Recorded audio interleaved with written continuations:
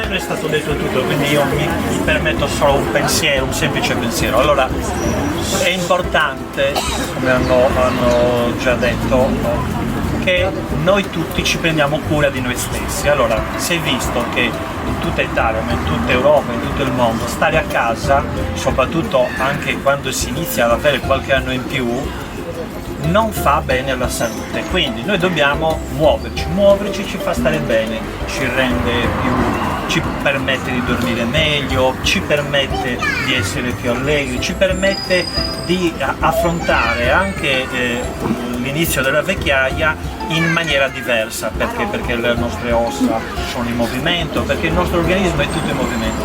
Però il messaggio che io voglio darvi, che è un messaggio più non solo di prevenzione, ma è un messaggio sociale, che noi vorremmo che questo facesse parte della nostra cultura. Per voi che siete qui molto probabilmente è così, ma dobbiamo cercare di coinvolgere in questo molte più persone. Noi sino adesso abbiamo circa oltre 1 migliaio di partecipanti in tutta la provincia di Nuoro. Però dobbiamo cercare di allargare, perché questo deve essere una delle cose che noi facciamo tutti i giorni o quando possiamo, qualche volta alla settimana quando possiamo, così come ci laviamo, ci prendiamo cura di prendere un farmaco se stiamo male, allo stesso modo dobbiamo evitare di ammalarci, lo facciamo anche camminando. E poi il valore aggiunto è quello che stavamo dicendo prima, è l'inclusione sociale. Cioè, cosa vuol dire? Vuol dire che camminare assieme fa bene, ci fa stare meglio, perché io mentre sto camminando col mio vicino, con una persona che magari non conosco una persona in più, entro nel suo modo di pensare e lui entra nel mio modo di pensare, e questo ci fa stare bene assieme. Quindi questa è una proposta, un invito, un ringraziamento a essere qui, ma adesso vi spiegheremo un po' meglio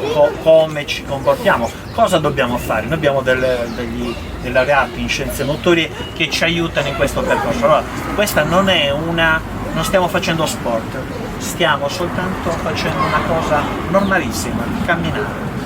Una cosa che tutti noi dovremmo fare, non dobbiamo fare corse, non dobbiamo fare niente. Poi dopo quello chi vuole lo potrà fare in un altro modo, però noi abbiamo dei percorsi, i percorsi che noi abbiamo sono in questo momento 3, ma probabilmente verranno implementati anche poi verso il monte.